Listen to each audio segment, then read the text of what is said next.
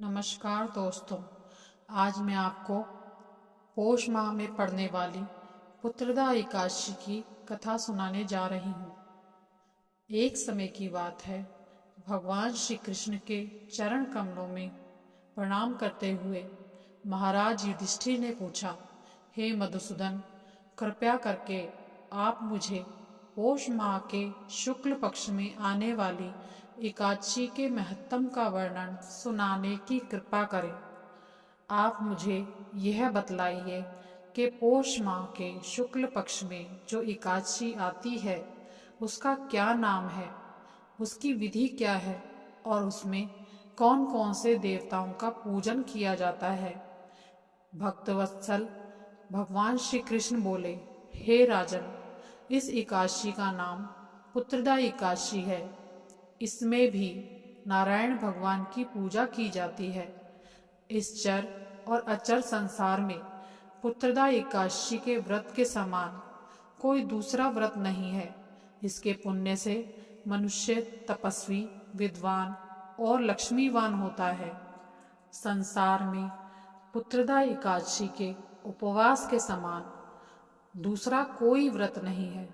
इसके पुण्य से प्राणी तपस्वी, विद्वान और धनवान बन जाता है। निसंतान दंपतियों को संतान का सुख प्राप्त होता है। और इसी एकादशी से जुड़ी हुई एक सुंदर पौराणिक कथा है। अब मैं तुम्हें वह सुनाता हूँ। ध्यान से श्रद्धा पूर्वक श्रवण के साथ इस कथा को सुनिए। प्राचीन काल में भद्रावती नगरी में सुकेतु नाम का एक राजा राज्य करता था। राजा अत्यंत धार्मिक, सशक्त, वीर और हर प्रकार के श्रेष्ठ सद्गुणों से युक्त था। उसके जीवन में एक ही दुख था और वह था कि वे निसंतान थे। उनकी कोई संतान नहीं थी। उनकी पत्नी का नाम शैव्या था। उन पुत्रहीन राजा के मन में इस बात की सदैव चिंता रहती थी कि उनके जाने के बाद उन्हें और उनके पूर्वजों को पिंडदान करने के लिए कोई नहीं रह जाएगा। यही सोचकर उनके पितृ भी व्यथित होकर पिंड लेते थे कि सुकेतु के बाद हमें कौन पिंड देगा। इधर राजा भी बंधु बांधवों, राज्य, हाथी घोड़ा इन सभी से भी प्रसन्न नहीं रहते थे। बार बार उनके मन में एक ही बात चलती थी कि वे पुत्रहीन हैं। बिना पुत्र के पितरों और देवताओं से उरू नहीं हो सकते। इस प्रकार राजा दिन रात इसी चिंता में घूमा करते थे।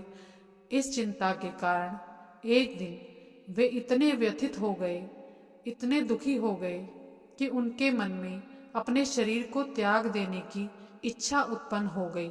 लेकिन फिर वे विचार करने लगे कि आत्महत्या करना यह तो महापाप है। इसलिए उन्होंने इस विचार को अपने मन से निकाल दिया। लेकिन एक दिन इसी प्रकार विचारों में लीन रहकर किसी को बिना बताए चुपचाप राजा अश्व पर सवार होकर वन में चले गए। अश्व पर सवार राजा वन की ओर पक्षियों और वृक्षों को देखते देखते घने जंगल के अंदर चले गए। उन्होंने वन में देखा कि मृग, बाघ, सिंह, बंदर आदि विचरण कर रहे हैं। हाथी शिशुओं और हथनियों के बीच में विचरण कर रहा है। उस वन में राजा ने देखा कि कहीं सियार कर्क शब्द निकाल रहे हैं और कहीं मयूर अपने परिवार के साथ नृत्य कर रहे हैं। वन में इन सुंदर दृश्यों को देखकर राजा और अधिक व्यथित हो गए कि इन सभी प्राणियों और पक्षियों के भी परिवार हैं, पुत्र पौत्र आदि हैं।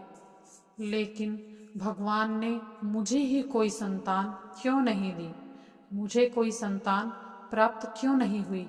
इस प्रकार सोच विचार करते करते मध्याह्न का समय हो गया। राजा सोचने लगे, मैंने अनेक यज्ञ किए, ब्राह्मणों को स्वादिष्ट भोजन कराया, उन्हें दान देकर संतुष्ट भी किया, लेकिन फिर भी इन सब के बाद मुझे यह कष्ट आखिर क्यों मिल रहा है? अंततः इसका कारण क्या है? और अपनी व्यथा मैं किसे जाकर कहूँ? मेरी व्यथा कौन सुनेगा और उसका समाधान कौन करेगा? इस प्रकार अपने विचारों में लीन राजा को प्यास लगने लगी। वे जल की खोज में आगे बढ़े। कुछ दूर जाने पर उन्हें एक सरोवर दिखाई दिया। उस सरोवर में सुंदर कमल के पुष्प खिले थे।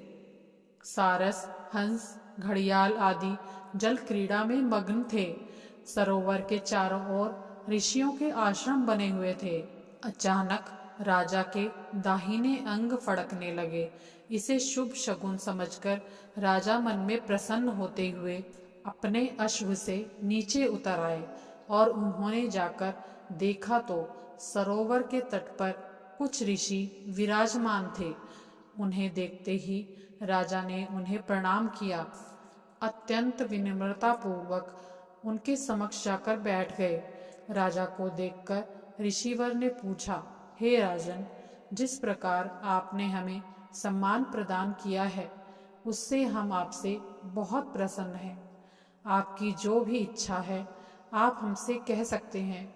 ऋषियों के ये वचन सुनकर राजा ने पूछा, हे विप्रवरों, आप कौन हैं और यहाँ किस लिए वास कर रहे हैं?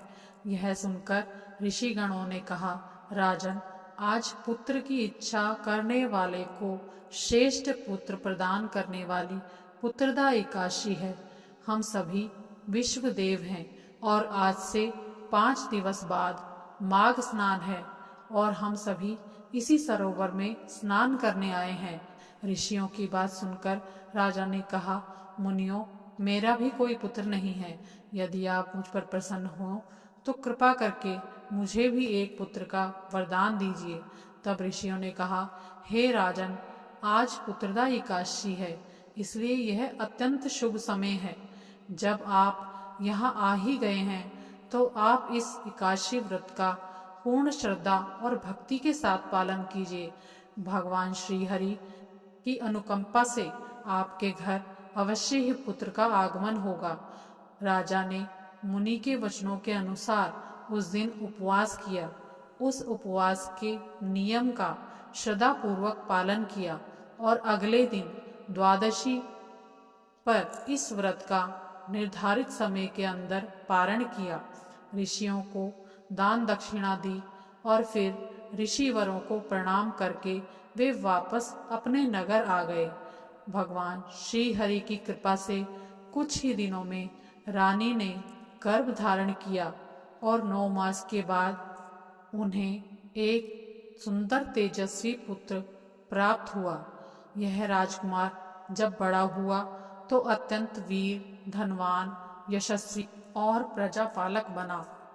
हे एकादशी माता, जैसे राजा को सुंदर संतान की प्राप्ति हुई, राजा की इच्छा पूरी हुई, उसी प्रकार एकादशी माता का व्रत करने वाले को, कथा सुनने वाले को, ओंकारा भरने वाले की सभी की इच्छाएं आप पूरी करना। बोलो एकादशी माता की जय। बोलो विष्णु भगवान की जय। अगर आपको हमारी कहानी अच्छी लगी हो तो हमारे चैनल ओंकारा भक्ति को सब्सक्राइब करें, वीडियो को लाइक करें। धन्यवाद।